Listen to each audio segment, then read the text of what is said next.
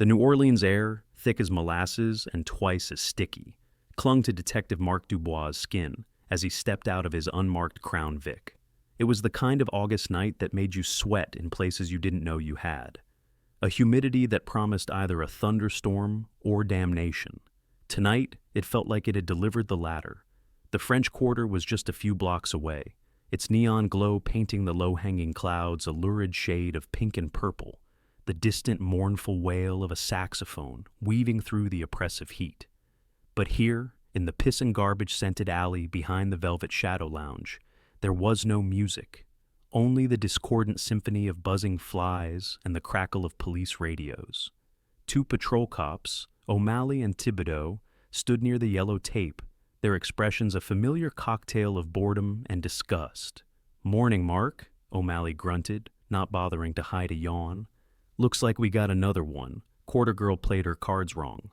Mark's eyes, dark and weary from a decade of seeing the city's underbelly, scanned the scene. He ignored the casual dismissal in the officer's tone. To them, she was already a statistic, a cliché. Quarter Girl.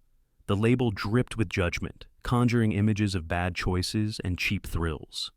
It was a neat little box to put a dead black girl in, making it easier to file the report and forget her name. Mark had seen that box used too many times. "What's her name?" he asked, his voice a low rumble that cut through the humid air. "Working on it," Thibodeau chimed in, gesturing vaguely with his flashlight. "No ID. Manager of the club back there thinks it might be one of his dancers." "Aaliyah, maybe? Leah?" Mark ducked under the tape, the stench growing stronger. The victim lay sprawled near an overflowing dumpster, a discarded doll amidst the city's refuse. She was young, her dark skin a stark contrast to the grimy concrete. She wore a sequined dress that shimmered faintly under the harsh glare of the forensic lights, a final, tragic sparkle of a life extinguished. Her face was turned away, but the scene told a brutal story. This wasn't a quiet overdose or a robbery gone wrong. This was rage. This was personal. Dr. Lena Petrova, the city's unflappable medical examiner, was already on her knees beside the body. Her silver hair was pulled back in a tight bun, her expression as clinical and severe as the stainless steel tools in her kit. "What have you got for me, Lena?" Mark asked, pulling on a pair of latex gloves. "A whole lot of ugly, Mark," she replied without looking up. "Multiple blunt force trauma injuries to the head and torso, ligature marks on the wrists. But that's not the interesting part." Mark crouched down, his gaze sweeping over the horrific injuries. "What's the interesting part?" Lena finally looked at him, her sharp blue eyes holding his. "The sexual assault." Mark's jaw tightened. It was a common and sickening part of these scenes. "I see the signs." "No, you don't see," she corrected him, her voice dropping to a near whisper, a clear sign she was about to deliver the gut punch. "You see what the killer wanted you to see. The assault was post-mortem, Mark. It's violent, it's brutal, and it's sloppy, too sloppy. The rest of the scene, the murder itself, was precise, controlled. This part," she gestured at the victim's torn clothing, "this is theater." Mark felt a cold knot form in his stomach, a feeling that had nothing to do with the heat. He'd seen killers try to stage scenes before, make a murder look like a suicide, a hit look like a random mugging.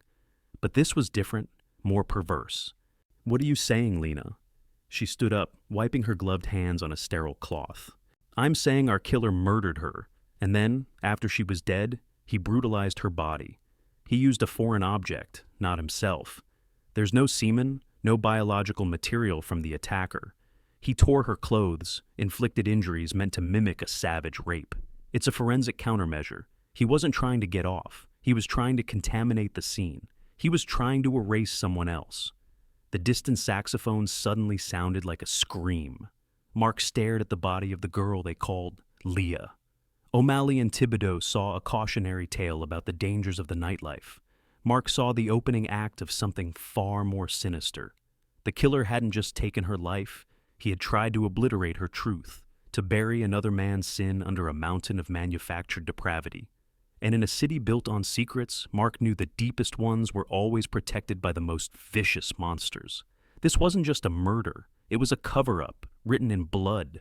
He had to find out who was being erased. and he had a sickening feeling that person was far more powerful and dangerous than the poor soul lying at his feet. Aaliyah Monroe's apartment was a study in contrasts, a tiny one-bedroom testament to a life lived between two worlds.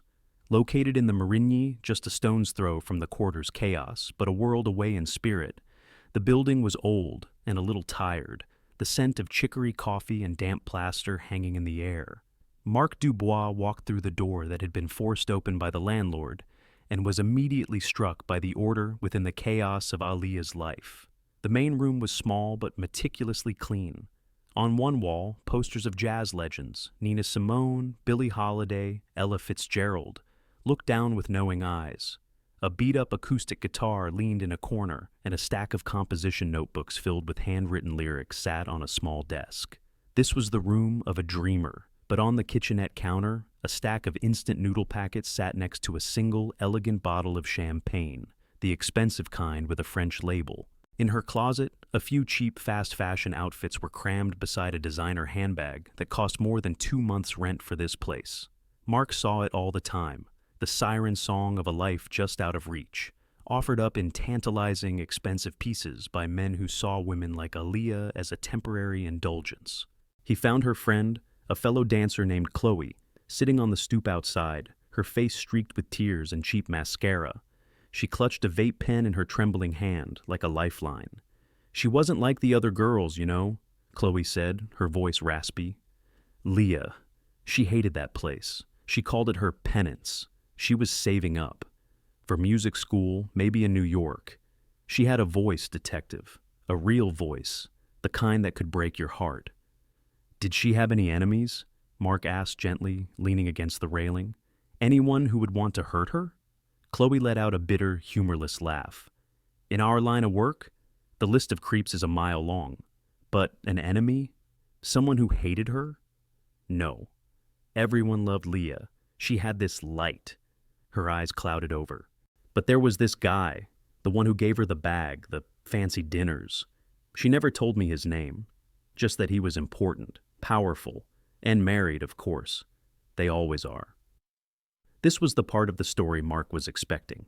The powerful man. The secret life. It was a tale as old as New Orleans itself. Did she say anything else about him? A name? What he did for a living? Never. She was cagey about it. Said he was her patron saint of second chances. But lately, she'd been different. Scared. She told me a few days ago that she found out something that changed everything. She said she had to make a decision that could either set her free or get her killed. Chloe took a shaky drag from her vape. "I guess we know which one she chose." Back inside, Mark's search became more focused. He was looking for the ghost, the patron saint. He ran a gloved finger along a dusty bookshelf, and his eyes caught something out of place. An old, ornate wooden music box, the kind you'd find in an antique shop on Royal Street. It seemed too old-fashioned for a 23-year-old. He lifted the lid. Instead of a spinning ballerina, there were 2 items inside. The first was a burner phone, a cheap disposable flip phone. The second was a single folded piece of paper. It was a receipt from the St. Charles Medical Consortium, a private high-end clinic in the Garden District, the kind of place senators and their wives went for discreet treatments. The receipt was dated 1 week ago. The service listed was comprehensive wellness screening. Mark knew that was a euphemism. The wealthy didn't get simple checkups. They got screenings for things they didn't want on their insurance records. He turned the paper over. Tucked into the fold was a small, clinical-looking slip. It wasn't a receipt. It was the preliminary result from a lab. He unfolded it, and the air in the small apartment suddenly felt thin and cold. 3 letters, printed in stark, bold type, stared up at him. HIV. The music box sat silently on the table, its secret revealed. Aaliyah Monroe wasn't just dealing with a powerful lover. She was dealing with a fatal diagnosis, and her chilling words to her friend echoed in Mark's mind. A decision that could either set her free or get her killed. He now understood the stakes. This wasn't just about a broken heart or a secret affair anymore. It was about a death sentence, and he had a terrifying feeling Aaliyah wasn't the only one who had received it. The question was, who was she planning on sharing the news with? And would that person rather kill her than face the truth? Part 3. The Ghost in the Machine. The NOPD's cybercrimes unit was a cramped, perpetually cold room in the basement of headquarters that smelled of stale coffee and overworked servers. It was run by a caffeine-fueled genius named Donnie, who could make a smartphone sing like a canary. Mark handed him the burner phone from Alia's music box, sealed in an evidence bag. "Donnie, I need you to work your magic," Mark said. "It's probably wiped, but anything you can pull, I need it." "Give me an hour and a gallon of chicory blend," Donnie mumbled, already plugging the phone into a complex web of cables. Less than an hour later, Mark's desk phone rang. "You're not going to believe this," Donnie said, his voice crackling with excitement. He was sloppy, or arrogant, probably arrogant. Most of the message threads were wiped, set to auto-delete. But the SIM card's cache, it held fragments. I was able to recover pieces of the last few conversations. Mark grabbed a pen. "Go." "It's all with one contact, saved only as JD. No name, no number, just the initials. The messages are about meeting spots, gifts. He mentions a reservation at Commander's Palace. But the last exchange is the one you want. It's from 4 days before her murder," Donnie read from his screen. "Her last message says, 'We have to talk. It's life or death.' His reply is cold. 'I'm handling a delicate situation. Don't be dramatic.' And then her final, unsent message, still sitting in the draft folder. 'It's not my life I'm talking about, JD. It's yours.'"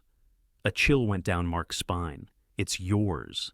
Can you trace the number, or JD's location?" "The number is a ghost," Donnie said with a sigh. "Routed through a dozen shell accounts. Untraceable. But the cell tower data, that's where he got cocky. I cross-referenced the pings from his phone during their message exchanges over the last 6 months. He sent over 90% of his messages from a tight, one-block radius in the central business district." "Where?" Mark asked, leaning forward. "Lafayette Square," Donnie said. "Right across from Gallier Hall. You know, City Hall." The pieces clicked into place with an audible snap in Mark's mind. A powerful married man. Initials JD, operating out of City Hall. He pulled up the city government's website, his fingers flying across the keyboard. He scrolled through the list of council members, his eyes scanning the names. And then he saw it. Councilman Julian Devereaux. Mark stared at the photo. Julian Devereaux was New Orleans royalty. His family was old money, their name etched onto hospital wings and university buildings. He was handsome, charismatic, a 50-year-old white man with a toothpaste ad smile, a former prosecutor who built his political career on a tough-on-crime platform. He was the picture of civic virtue, a darling of the Garden District elite, and was rumored to be gearing up for a run for the state senate. He was also married with 2 perfect children who attended the most exclusive private school in the state. He was, in short, the last person who would want his name connected to a dead stripper from the quarter. And he was the very definition of a man with everything to lose. Mark felt the weight of the case settle on his shoulders. This was no longer a simple homicide. This was political. He picked up the phone to call his lieutenant, a man who valued his pension more than he valued justice. "Sir, I have a lead on the Monroe case," Mark began. "It points to Councilman Julian Devereaux." The silence on the other end of the line was heavy and immediate. When Lieutenant Boudreau finally spoke, his voice was tight, strained. "Dubois, listen to me very carefully. Are you absolutely sure about this?" "The evidence is strong, sir." "Evidence can be misinterpreted," Boudreau snapped. "Julian Devereaux is a friend of this department, a big friend. You are not to approach him. You are not to breathe his name to anyone. You bring me something more than fragments from a burner phone found in a dead stripper's apartment. You bring me something undeniable. Until then, you are chasing ghosts. Do you understand me, detective? This is not a hornet's nest you want to kick." Mark hung up the phone, the lieutenant's words echoing in his ears. He looked at Devereaux's smiling face on the screen. He was being warned off, told to stand down. But Mark knew he couldn't. Aaliyah Monroe's last unsent message wasn't just a threat to her lover. It was a plea, a desperate cry from a woman who knew she was holding a bomb and the pin was about to be pulled. The powerful machinery of the city was already grinding to life to protect one of its own, and Mark Dubois was standing right in its path. The air inside City Hall was a different kind of humid, the manufactured, recycled kind that smelled of old paper, floor polish, and quiet, immense power. It was a world away from the gritty streets Mark Dubois called his office. Marble floors gleamed under ornate chandeliers, and portraits of stern-faced men from centuries past stared down from the walls, a silent council of the city's founding fathers, all of them white, all of them rich. Mark felt the weight of their gaze, the unspoken message that he was an outsider in these hallowed halls. He hadn't listened to Lieutenant Boudreau. He couldn't. To do so would be to let Aaliyah Monroe become just another forgotten name in a cold case file. He'd used an old contact in the DA's office to get a meeting with Devereaux under the pretext of discussing rising crime rates in the councilman's district. It was a flimsy excuse, but it got him through the door. Councilman Devereaux's office was on the top floor, with a panoramic view of the city he helped run. The room was immaculate, dark mahogany desk, leather-bound books that looked like they'd never been opened, and a perfectly arranged family photo showing the councilman with his smiling wife and 2 children, looking windswept and happy on a sailboat. It was a portrait of manufactured perfection. Julian Devereaux rose to greet him, his hand outstretched, his smile as bright and hard as the glass on his desk. "Detective Dubois, a pleasure. Thank you for coming. I'm always eager to support the NOPD." He was exactly as Mark had imagined, tall, impeccably dressed in a tailored suit, radiating an aura of effortless authority. But it was the man standing silently by the window who drew Mark's attention. He was built like a brick wall, with a shaved head and a face that looked like it had been carved from granite. His suit couldn't hide the coiled tension in his shoulders. He watched Mark with flat, emotionless eyes. "And this is my chief aide, Gideon Thorne," Devereaux said with a wave of his hand. "Gid, this is Detective Dubois." Gideon Thorne didn't smile or offer his hand. He just gave a slight, almost imperceptible nod. He was a shadow, a silent enforcer, and Mark felt an immediate, instinctual unease. This was not a man who fetched coffee. This was a man who solved problems. "Councilman, I appreciate you seeing me," Mark began, deciding to cut through the pretense. "I'm here about a homicide investigation. The victim's name is Aaliyah Monroe." He watched Devereaux's face carefully for any flicker of recognition, any tightening of the jaw or flicker in the eyes. There was nothing. The man's composure was flawless. He simply tilted his head with an expression of polite concern. "How terrible," Devereaux said, his voice dripping with practiced sympathy. "Was she a constituent?" "She was a dancer at the Velvet Shadow Lounge in the Quarter," Mark said, letting the words hang in the air. "She was found murdered 3 nights ago." "A tragedy," Devereaux said, shaking his head slowly.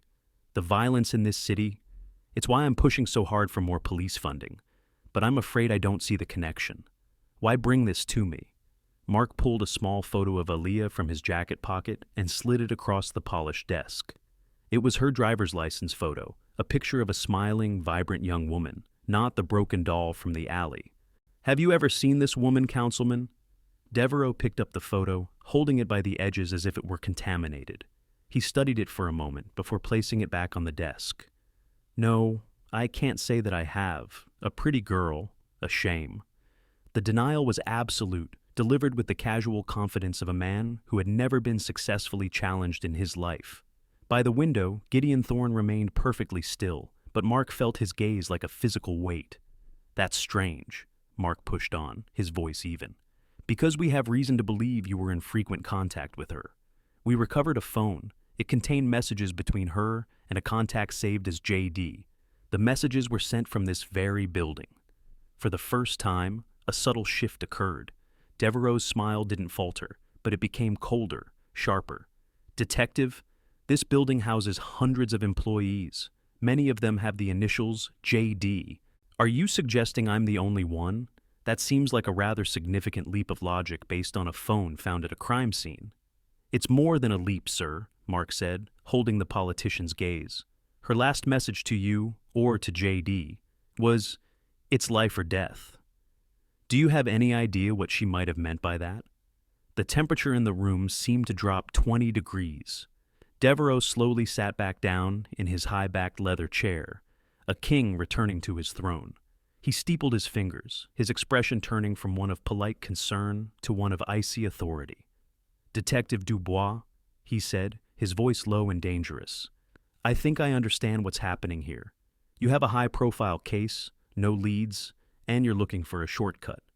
You find a flimsy connection to a public figure, and you decide to shake the tree and see what falls out. It's a bold strategy. It's also reckless and insulting. He leaned forward. Let me be unequivocal. I do not know this woman. I have never known this woman. If you continue to pursue this baseless line of inquiry, I will have no choice but to file a formal complaint with the police superintendent and the mayor's office for harassment. Are we clear? Gideon Thorne pushed himself off the wall, a silent period at the end of Devereaux's sentence. The meeting was over. Mark stood up, collecting the photo of Aaliyah. He had walked in here with a suspicion. He was walking out with a certainty. The denial was too practiced, the threat too swift. He had kicked the hornet's nest, just as Boudreau had warned, and as he walked out of the opulent office, he could feel the cold, calculating eyes of Julian Devereaux and the silent, menacing stare of Gideon Thorne on his back. He hadn't just met a wall of silence. He had run headfirst into a fortress, and he knew they would use every ounce of their power to crush him before he could ever breach its walls. The warrant was a nightmare to get. Mark had to go over Lieutenant Boudreau's head, calling in a favor from a judge he had helped out years ago, a quiet backroom deal that made him feel dirty, but was brutally necessary. The request to unseal the medical records of a deceased person from a private clinic like the St. Charles Medical Consortium was met with an army of high-priced lawyers. They cited patient confidentiality even for the dead, but Mark argued that Aaliyah Monroe's health was now a central piece of a homicide investigation. Reluctantly, the judge signed the order. Dr. Alistair Finch, the director of the clinic, was a man who radiated expensive discretion. He wore a silk tie and a pained expression as he led Mark into a soundproofed office that looked more like a corporate boardroom than a doctor's study. "This is highly irregular, Detective," Dr. Finch said, gesturing for Mark to sit. "Our clients value their privacy above all else." "Your client is dead, Doctor," Mark countered, his patience wearing thin. "And her privacy might be the key to finding out why." With a sigh of theatrical reluctance, Dr. Finch turned to his computer and pulled up Aaliyah Monroe's file. The screen glowed with the cold, clinical details of her last days. "Ms. Monroe came to us 2 weeks ago for a comprehensive screening," Finch began, reading in a monotone. "She paid in cash, standard procedure for clients who prefer to remain off the insurance grid. The results came back a week later." He paused, tapping a key. "As I'm sure you already know from the lab slip you found, she tested positive for the human immunodeficiency virus." Even though Mark knew it was coming, the official confirmation landed like a punch. He imagined Aaliyah sitting in this very office, a 23-year-old girl with dreams of singing jazz, being handed a death sentence. "How did she take the news?" Mark asked. "As you'd expect," Finch said, with a distinct lack of empathy. "Shock, fear. We offered counseling, of course. She was most concerned with two things: how long she might have been infected, and the legal requirements for partner notification. This was it, the core of the motive." "Did she name her partner?" Finch shook his head. "No, she was very distressed, very protective of his identity. She only referred to him as her only partner for the past year. She asked specific questions about the legal ramifications, if she had unknowingly transmitted the disease to him. She seemed terrified of the consequences." Mark's mind raced. Aaliyah wasn't planning to blackmail Devereaux. She was afraid. Afraid of what he might do. Afraid of the law. "Doctor, I need to know if anyone else came in for an emergency HIV test around the same time." Dr. Finch's face hardened. "Detective, that is absolutely out of the question. I cannot and will not release the information of other patients." "I'm not asking for a name," Mark pressed, leaning forward. "Just a confirmation. A man, maybe in his late 40s or early 50s, powerful, desperate to keep his name out of it. Did a man matching that description come in here, frantic, paying cash for an anonymous, expedited test right after Aaliyah got her results?" The doctor's professional mask slipped for just a fraction of a second. A flicker of something, recognition, perhaps even fear, crossed his eyes before being replaced by a wall of indignation. "This conversation is over, Detective. I have complied with the warrant regarding Ms. Monroe. Anything further is a gross violation of my other patients' rights." Mark knew he wouldn't get anything more from Finch, but he didn't need to. The doctor's reaction was a confession in itself. He stood up to leave, pausing at the door. "One more thing, Doctor," Mark said, turning back. "If someone like the man I described found out he was exposed, how would he see the person who exposed him? As a victim of circumstance?" Dr. Finch adjusted his silk tie, his composure regained. "A man of a certain stature, Detective. A man with a family, a career, a reputation to protect. He wouldn't see her as a victim. He would see her as a threat, a contamination, something to be sterilized." The word hung in the air, cold and sharp as a scalpel. Sterilized. Mark walked out of the pristine, air-conditioned clinic and back into the sweltering New Orleans heat. He now had the motive, clear and terrifying. Julian Devereaux, the man of stature, didn't just have his career threatened by an affair. He had his life, his legacy, his entire carefully constructed world threatened by a virus. Aaliyah Monroe hadn't just become an inconvenience. She had become the living embodiment of his mortality, a symbol of the dirty secret in his blood. And for a man like Devereaux, a man who believed he was above consequences, there was only one way to deal with such a contamination. You didn't cure it, you cut it out. The forensic report on Aaliyah's apartment landed on Mark's desk with a disheartening thud. It confirmed his and Lena Petrova's worst fears. The place was clean. Too clean. The killer knew what he was doing. The lead CSI, a weary veteran named Sal, told him over the phone. "We found microscopic traces of a high-grade cleaning solvent, the kind used in labs and hospitals, not the stuff you buy at the grocery store. It contains a bleaching agent that absolutely obliterates organic material. DNA, blood, fluids. It's all gone." He scrubbed the place from top to bottom. "So the primary crime scene is a bust," Mark said, rubbing his temples. The frustration was a physical ache. "Worse than a bust," Sal replied. "It's a dead end. We know a violent struggle likely happened there, but we have zero physical evidence to prove it or to identify an attacker. He wore gloves. He was careful. Whoever this guy is, he's no amateur. He's either done this before, or he's smart and meticulous as hell." Mark stared at the crime scene photos spread across his desk. The clean apartment. Devereaux's ironclad denial. Gideon Thorne's silent menace. The motive locked away in a confidential medical file. He had all the pieces of the story, but he couldn't connect them with anything a prosecutor could use. He had a powerful suspect who was untouchable, a motive that was circumstantial, and a crime scene that had been forensically sterilized. The case was stalling, dying from a lack of evidence. Boudreaux was already making noises about reassigning Mark, quietly letting the case go cold before it caused any more political blowback.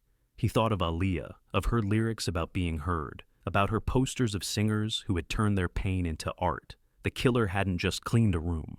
He had tried to erase her entire existence, to silence her permanently. Mark refused to let that happen. He spent the next 2 days re-interviewing neighbors, rechecking alibis, going over every scrap of information, looking for a crack. Nothing. The fortress Devereaux had built around himself was holding strong. On the third night, sitting in his office long after everyone else had gone home, surrounded by the ghosts of unsolved cases, Mark felt a familiar despair creeping in. He looked at the photo of Aaliyah, her hopeful smile mocking his failure. He had to think outside the box. The killer was smart, but was he perfect? He had used a chemical to destroy evidence. But what if the chemical wasn't enough? What if something had seeped through, something invisible to the human eye and standard forensic tests? An idea sparked in his mind, a long shot born of desperation. He picked up the phone and dialed the number for the NOPD's K9 unit. "Sarge," he said when the unit's supervisor picked up. "It's Dubois. I need a dog." "What for?" the sergeant grumbled. "Drug search? Bomb threat?" "Cadaver," Mark said. "But not exactly. I need your best nose, the one that can find a drop of blood under a gallon of bleach." There was a pause on the other end of the line. "You're talking about Shadow." Mark had heard of Shadow. He was a German shepherd, a legend in the department. Unlike standard cadaver dogs trained to find decaying bodies, Shadow was a specialist. He was a blood detection dog, trained to scent minute traces of blood, even after it had been cleaned, diluted, or aged for years. His nose was more sensitive than any chemical test the CSI team had. "He's a difficult dog, Mark," the sergeant warned. "He works for one handler and one handler only, and he's usually reserved for cold cases, years-old stuff where we're digging up backyards." "My case just went cold 5 minutes ago," Mark said, his voice hard. "The killer bleached the scene. My techs can't find anything. If there's a single molecule of Aaliyah's blood left in that apartment, I need Shadow to find it. It might be my last chance." There was another long silence. Mark could hear the sergeant weighing the political risk of reopening a sensitive scene against the potential reward. "All right, Dubois," he finally conceded. "I'll make the call. His handler will meet you at the location tomorrow at 0800. But I'm telling you, if that dog doesn't find anything, this is over. Boudreaux will have your badge for making the department look desperate on a politician's doorstep."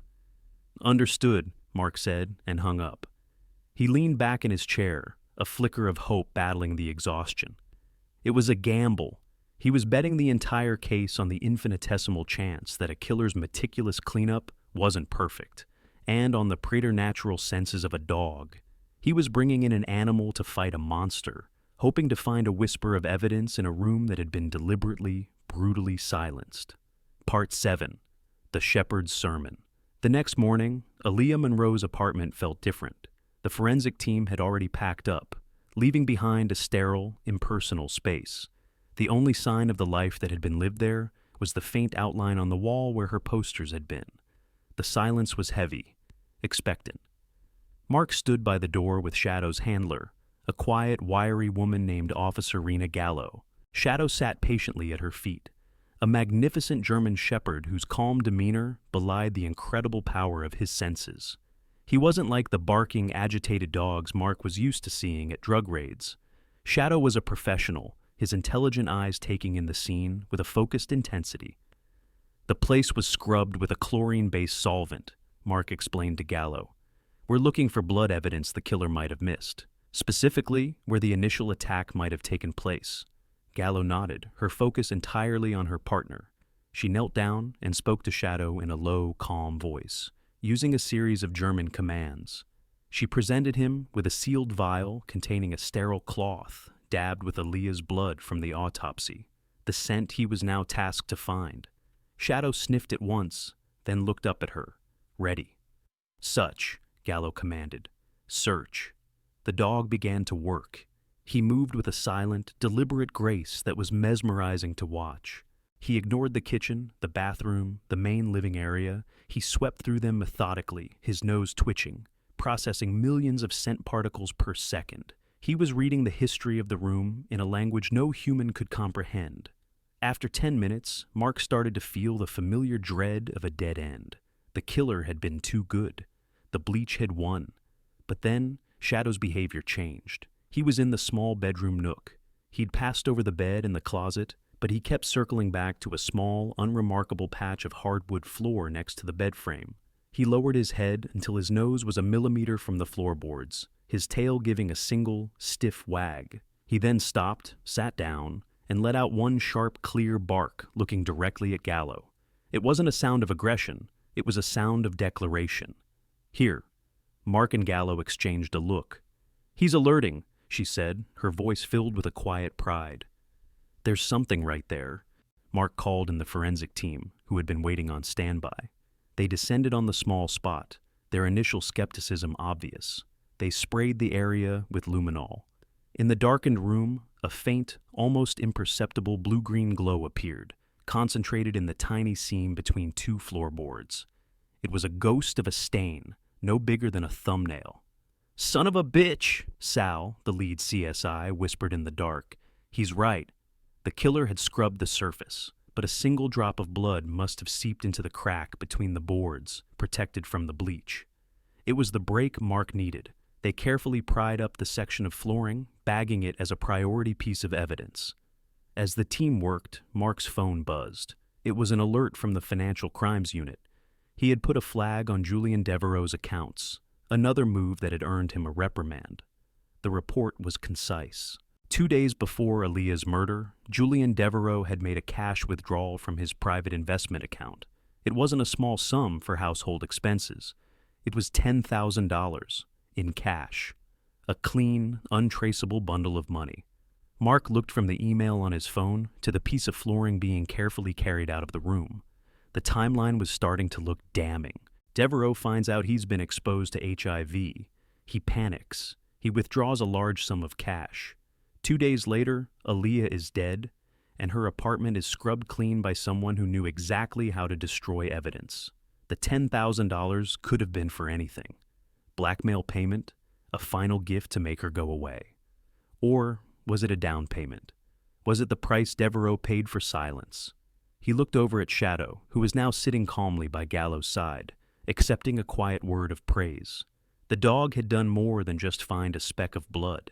He had given Aaliyah Monroe a voice back from the grave. He had pointed a silent, unerring finger into the darkness, and now it was Mark's job to follow it. No matter how deep into the city's corrupt heart it led him. The case wasn't cold anymore. It was burning hot.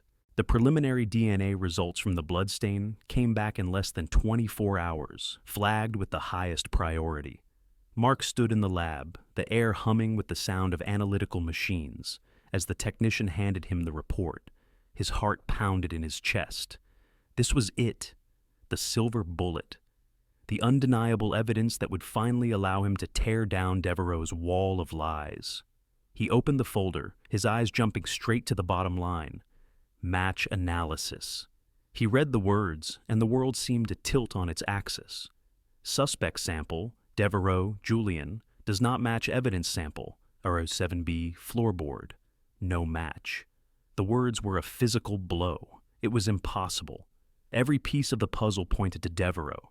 The affair, the clinic, the HIV diagnosis, the cash withdrawal, the motive. How could it not be his blood? Run it again, Mark said, his voice hoarse. We did, the technician said gently. 3 times. It's not him, Mark. The DNA is not from Councilman Devereaux. Defeat washed over him, cold and bitter. Devereaux had an alibi for the night of the murder, a high-profile charity dinner where he was the keynote speaker, surrounded by 100 witnesses.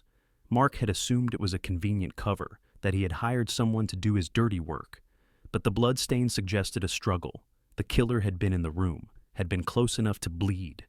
If it wasn't Devereaux, then who? But there's something else, the tech added, tapping on his screen. It's a familial match. The sample from the floor belongs to a male who shares significant genetic markers with Devereaux. We're talking a close relative, a father, a son, or a brother. A brother. Devereaux's public records listed him as an only child. His father was long dead. He had one son, a teenager at boarding school. It made no sense, unless the brother wasn't public knowledge. Mark's mind flashed back to the councilman's office, to the silent, imposing figure by the window. Gideon Thorne, the man who was always there, the shadow. It was a wild leap, but it was the only one he had. He ran back to his desk and started digging, not into public records, but into the deep, messy archives of the city's past. He pulled birth certificates, property deeds, court records, going back 50 years.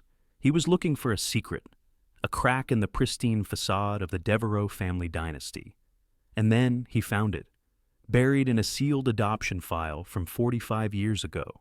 Julian Devereaux's father, a powerful patriarch known for his political influence and his wandering eye, had fathered an illegitimate child with a household maid. The child was given up for adoption. His name changed. But the mother's name on the birth certificate was Thorne. The child's name was Gideon. Gideon Thorne wasn't just Devereaux's aide. He was his half-brother, the unacknowledged, illegitimate son, living in the shadow of his powerful, legitimate sibling. His loyalty wasn't just professional, it was a twisted, desperate form of familial devotion. He was the family's dirty little secret and its ultimate protector. Everything snapped into focus. The cash withdrawal wasn't a payment for a hired killer. It was for Gideon. Devereaux had sent his brother, his personal cleaner, to handle the contamination. Gideon was the one who went to Aaliyah's apartment. Gideon was the one who fought with her, who killed her, who bled on her floor. "Get me a warrant for Gideon Thorne's address, now!" Mark yelled to his partner, already grabbing his jacket. "And get SWAT ready to roll. We're going in hot." They hit Gideon's house an hour later, a modest, unremarkable home in a quiet suburban neighborhood. the perfect cover for a man who lived his life in the shadows. The SWAT team smashed through the door, fanning out through the silent rooms. But the house was empty. Gideon was gone. He had vanished as if he were never there. The house was sparsely furnished, obsessively neat. But in the back of a bedroom closet, hidden behind a false wall, they found his sanctuary. It was a small, windowless room, the walls covered in corkboard, and on the boards were dozens of photographs of Aaliyah Monroe, candid shots of her leaving her apartment, going to the club, sitting alone in a cafe. He hadn't just been an occasional visitor. He had been watching her, studying her. In the center of the wall was a large photo of Aaliyah and Julian Devereaux, laughing together on a park bench, clearly taken from a distance with a telephoto lens. Underneath the photos, on a small table, was a single file. Inside was a detailed report on Aaliyah's life, her friends, her schedule, her financial situation. And tucked into the back of the file was a copy of her positive HIV test result. Mark stared at the obsessive, chilling display. This wasn't just about protecting a politician's career. This was personal. This was an obsession. Gideon wasn't just cleaning up a mess. He was eliminating a threat to his entire world, to the family that had never fully claimed him, but to whom he had dedicated his entire life. He was the ghost who haunted the edges of the Devereaux dynasty, and he had just become the most wanted man in New Orleans, and he had a $10,000 head start. The call came 2 days later, from a blocked number, just as Mark was starting to believe Gideon Thorne had vanished for good. The voice on the other end was rough, strained, but instantly recognizable. Detective Dubois. It wasn't a question. "Thorne," Mark said, signaling for his team to start a trace. "It's over. Turn yourself in." A dry, mirthless chuckle came through the line. "It's not over until I say it is. I want to talk, face to face. No wires, no backup, no SWAT team crashing the party, just you and me." "I don't make deals with killers," Mark said flatly. "This isn't a deal. It's an explanation," Thorne countered. "You want to know what happened to that girl? You want the truth? Or do you just want an easy conviction? The Industrial Canal, by the old Poland Avenue wharf. 1 hour. Come alone, or you'll never see me again." The line went dead. The trace was useless. The call bounced off too many towers. Mark knew it was a risk, a massive, reckless risk. But Thorne was right. He needed the truth, not just a conviction based on DNA. He needed to hear the story from the man who ended Aaliyah's. The wharf was a skeleton of rusted steel and rotting wood, a forgotten relic of the city's industrial past. The Mississippi River flowed nearby, a vast, muddy expanse under a bruised purple sky. Gideon Thorne stood at the end of the pier, a silhouette against the fading light. He didn't turn as Mark approached, the detective's footsteps echoing on the decaying planks. "I knew you'd come," Thorne said, his voice flat. "You're the kind of cop who can't let a puzzle go unsolved." "You killed her, Gideon," Mark said, stopping 20 feet away, his hand resting near his sidearm. "Yes," Thorne said, without a trace of remorse. "I did." The confession was so blunt, so devoid of emotion, it was chilling. "But you need to understand why. You see her as a victim. I see her as a cancer." He finally turned to face Mark, his eyes dark and hollow. "For my entire life, I've had one purpose: to protect him, to protect the Devereaux name. My father gave me nothing but his blood and a backdoor existence, but Julian gave me a place, a purpose. I handle the things that can't be seen in the light of day. I am the shadow that allows him to be the sun." "She wasn't a threat to the Devereaux name," Mark said. "She was in love with your brother." Thorne laughed, a harsh, grating sound. "Love? That girl didn't know the meaning of the word. She was an opportunist. When she got that diagnosis, she saw her chance. A golden lottery ticket. She threatened him. She was going to go to the press, to his wife. Not just about the affair, not just about the HIV. She had found out about me, about who I was. She was going to expose the family's original sin, destroy the legacy my father built, the one Julian was meant to carry on. All for a payday." Mark thought of Aaliyah's fear, her questions to the doctor about legal notifications. This didn't sound like the same woman. "I don't believe you." "Believe what you want," Thorne shrugged. "Julian was weak. He wanted to pay her. He gave me the $10,000 to give to her, to buy her silence for a little while. But I knew it wouldn't be enough. You don't pay a cancer, you cut it out. So I went to her apartment to give her a final warning. He took a step closer, his voice dropping. We argued. She got hysterical, started screaming about how she would ruin us all. I tried to shut her up, and things got out of hand.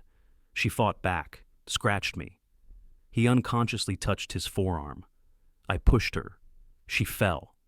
Her head hit the corner of that glass coffee table. It was a mistake, an accident born from necessity. There was nothing accidental about what happened next, Thorne, Mark said, his voice cold as steel. The cleanup, the staging, the sexual assault. At this, Thorne's composure finally broke. A look of genuine confusion and then disgust crossed his face. No, not that. I cleaned up, yes. I moved her body to the alley to make it look like a street crime. But the other thing, the assault, that wasn't me. I am not a degenerate. Mark stared at him, trying to read the lie. But Thorne's shock seemed real. If it wasn't you, then who? Thorne looked out at the dark water, a long silence stretching between them. Julian was there before me, he said, his voice barely a whisper. He went to see her one last time, to plead with her. When he left, he called me. He was panicked. He said she was unhinged, that he couldn't control her. He told me to go, to give her the money, to fix it. He sounded terrified. I thought he was afraid of what she would do. But maybe he was afraid of what he had already done. The final piece of the puzzle slid into place with sickening clarity. Mark had been chasing one killer, but there had been two men in Aaliyah's apartment that night. Two brothers bound by the same dirty secret, leaving their own distinct brands of violence on her body. One had left a speck of blood. The other had left a scar of brutal degradation, a final perverse act of erasure. And the mastermind, the man in the sun, was still sitting in his office, untouched. Armed with Gideon's confession, recorded on a micro-recorder Mark had concealed against his own promise, he finally had enough to bring down the whole house of cards. He felt a grim satisfaction as he and a team of detectives walked back into Julian Devereaux's opulent office, this time with a warrant for his arrest on conspiracy and assault charges. Devereaux was waiting for them, seated behind his desk. He wasn't panicked or surprised.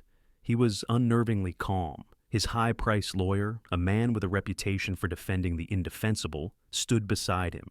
Gideon was not there. He had surrendered peacefully an hour after their meeting at the wharf. "This is an outrage, detective," the lawyer began, but Devereaux held up a hand, silencing him. "It's all right, Robert," the councilman said, his voice smooth as aged whiskey. He looked directly at Mark. "You have my brother's confession, I assume." "We have more than that," Mark said. "We have his testimony that you were at Aaliyah Monroe's apartment on the night of the murder, that you assaulted her."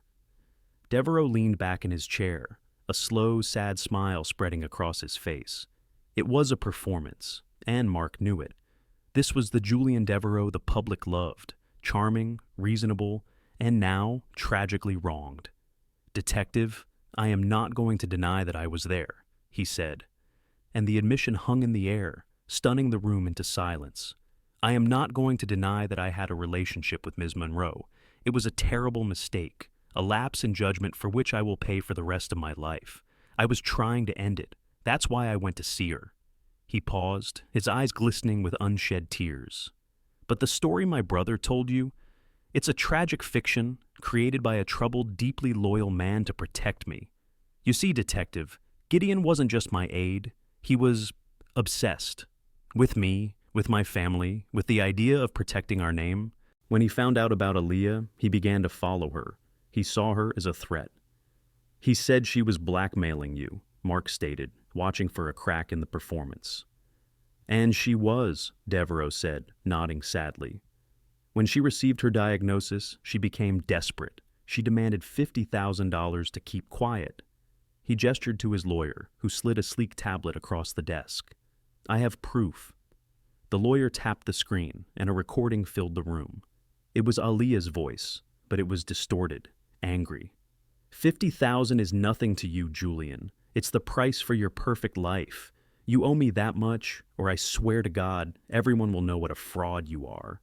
The recording was choppy, clearly edited, snippets of conversation stitched together to form a narrative of extortion. I was terrified, Devereaux continued, his voice breaking convincingly. Not for my career, but for my family. That night, I went to her apartment to give her the $10,000 in cash as a down payment, to beg her for more time. We argued, things were said that I regret. And then, Gideon showed up. He had followed me there. He saw the argument, saw her threatening me. He lost control. He saw her as a threat that needed to be neutralized. I tried to stop him, but he's a strong man. He threw me out of the apartment. What happened after that? I only found out the next morning. I was a coward. I was scared. So I helped him run. It was a mistake, but I did it to protect what was left of my family. It was a masterpiece of manipulation.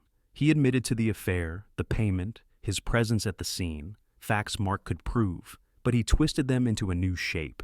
He painted himself as a flawed but ultimately tragic figure, a victim of blackmail and his brother's misguided loyalty. He had taken Aaliyah, the true victim, and posthumously turned her into the villain. And he had turned his brother, the enforcer, into a lone, crazed killer. He had sacrificed his brother to save himself. Mark looked at the smiling family photo on the desk, the image of perfection. He finally understood the depths of Julian Devereaux's depravity.